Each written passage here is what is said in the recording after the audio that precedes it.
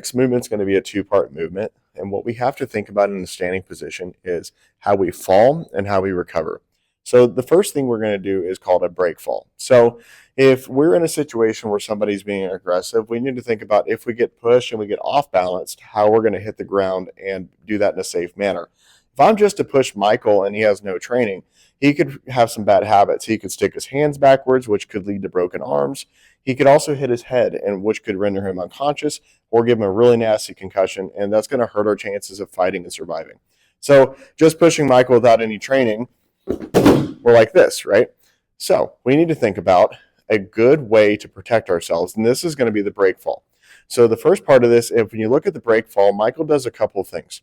He takes his chin, tucks it to his chest. You can see out of habit, he's already taking his hands across his chest like so. This is because whenever he falls, as he shows here, so he falls, he slaps the mat. Those hands act as shock absorbers. And so when we do our line drills, I want you to practice slapping the mat. This is going to help you when you hit the ground, and your arms are going to take a majority of the force.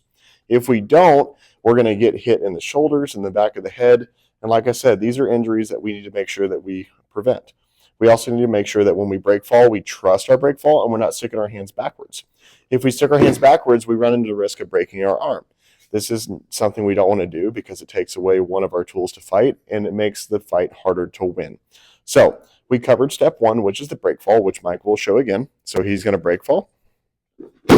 Now we're going to cover the back roll. So as he stays down, we're going to go into the back roll. The back roll is going to be us going over our shoulder, not over our head, and it's going to help us get back to a standing or kneeling position. So as we go to do the back roll, you're going to see Michael do a couple of things.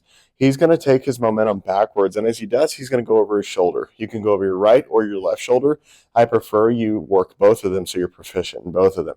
As he goes to roll, he's going to show the roll, and he's going to move his neck, roll over his shoulder, which you can see he did by extending his arm. If we roll over our head, we risk the injury to our neck, which we don't want to do. So he's going to turn, and he's going to show a back roll, and he's going to roll towards the camera so you can see. He moves his neck, adjusts his arm, does a back roll. So we're going to do the movement all at once from a push. So if I push Michael, he's going to fall, and then he's going to back roll. So this is, again, another line drill we're going to do this semester. We're going to be practicing this. Be prepared to go down the mat on your back rolls and make sure that we are able to hit the mat using our break fall and not hitting our head, hitting our shoulders. We want to make sure that we're nice and controlled with this.